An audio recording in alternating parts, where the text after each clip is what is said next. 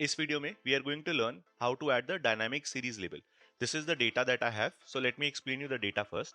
So ये मेरा daily website का visits का data है, plus I also have the target of every day. अब I have the data till 9th of Feb and we can see that actual series is green and my red series is target. So let's suppose 10th Feb को I got the data of 160. मेरे actual visits हुए थे 160 and I want this actual to actually go to 160 with the series label also. अभी कैसे करना है I will explain it to you. ठीक है, तो सबसे पहले let just delete everything. I am going to delete this chart first and will delete it. Okay, and I will also delete this 160 point. देखो, सबसे पहले इसका हम लॉजिक समझने की कोशिश करते हैं. ठीक है, क्योंकि अगर आपने लॉजिक समझ लिया then you can replicate this to other charts also, और ये बहुत काम आता है अगर आप स्पेशली एक्सेल पे रिपोर्ट्स करते हैं. सो सबसे पहले इसका लॉजिक क्या है. अपने को एक्चुअल और टारगेट में ये मैंने दो फॉर्मूलेज ड्रिवन फील्ड्स बनाई हैं. मेरे को यहाँ पे हमेशा लेटेस्ट डे का यहाँ पे वैल्यू चाहिए.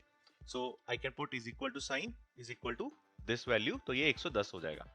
और यहाँ पे भी मैं अगर is equal to this latest कर दूं विच इज 107, तो अपने पास ये हो जाएगा. Now select everything, go to insert, यहाँ से will select the line chart.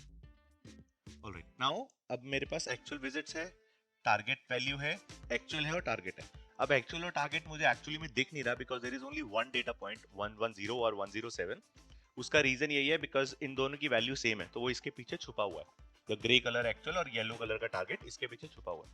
First let just change the line colour. तो will go to the format, from here will go to shape outline. Let just make it weight of 1 point और इसका हम colour डालते हैं green. Shape outline में will select the green colour. Similarly, target का will again shape outline, will select the red color and will also change the weight to 1 point. Alright, अब मैं इस यहाँ पे target और यहाँ पे actual दिखाना है. वो कैसे दिखेगा? Let's just see it. So we'll select this chart first. We'll go to format. From the chart area, we will select a series of actual. Actual series select हो गया. Go to chart design. Chart design से add chart element.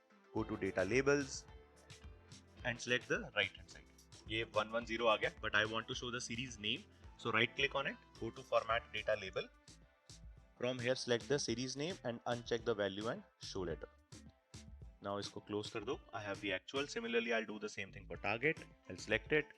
I will go to format, from series select series target, go to chart design, add chart element, data labels to the right hand side, और again select this, right click, format data labels, series name, uncheck everything else and close this. Now I have the target with me. Now let's suppose next month or next day my value is 160. अब मेरे को यहाँ पे manually इसको 160 करना पड़ेगा and I have to delete this. Correct? अब ये मैनुअली हमको नहीं करना. How we can make it dynamic? So for that we can write a formula. What is the formula? हमको ये चेक करना है. बेसिकली अगर मेरे लेट्स सपोज फर्स्ट फेब है, अगर सेकंड फेब में कोई डेटा है तो यहाँ पे वैल्यू आ जाए 0. अगर उसके नीचे वाले सेल में या उसके नेक्स्ट डे में कोई डेटा नहीं है तब मेरे को ये वाला वैल्यू चाहिए. Correct? So let's just do the if condition. इसमें हम लोग एक लॉजिकल टेस्टिंग करेंगे क्योंकि हमारी दो रीजनिंग्स हैं. दो रीजनिंग्स क्या है? So will start with and. My first reason is this cell should not be equal to nothing. Double quotes मतलब ये ब्लैंक है, बट ये ब्लैंक नहीं होना चाहिए.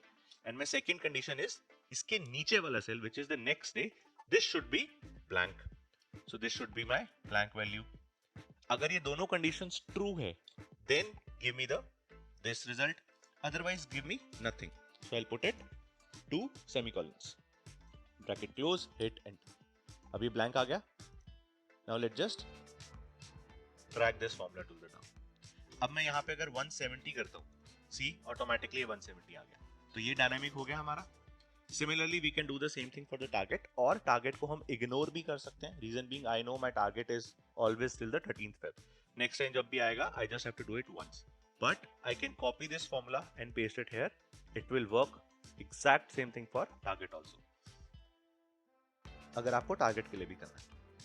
अब यहाँ पे आप देखो, actual यहाँ पे तो सही आ रहा है, but again suddenly we have this line coming in gray वाली, and नीचे actual और target आ रहा है. Why this is happening? Because in Excel, I have put it nothing. Nothing means blank. Blank means 0. Excel इसको 0 ले रहा है. We don't want that. What we want, instead of 0, I want here as an error. अब error कैसे आता है? There is a formula in Excel which is known as NA. NA means it returns the error value. Then we'll start the bracket, close the bracket, then we'll hit enter. Now if I drag this down, you see अपने पास सिर्फ actual रह गया. Similarly, I'll again drag this formula और copy. All right. So इसको खत्म करने के बाद there is a question. ये वाली फाइल जो है, all right. So इस फाइल को मैंने नीचे डिस्क्रिप्शन में इसका लिंक दिया हुआ है. You can download that link. इसमें there is a question also that I want you to answer. इस क्वेश्चन में I want you to create something like this. Website visit versus target. Right? So for example, अभी आप देखो इसका data भी 9th Feb तक का है.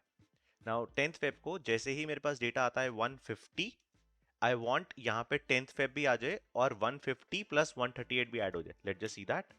Is it correct? 10th Feb भी आ गया, 150 और 138. इसको ऐड करने के लिए what you have to do, just select the series and click on add data labels. Similarly यहाँ पे भी select the series and add data labels. Right? This is what I want you to do that as a homework or as a question. अगर आपने ये कर दिया, very good. नहीं होता तो नीचे कमेंट सेक्शन पे कमेंट करो and let me know. और प्लीज इस चैनल को सब्सक्राइब करो. Thank you.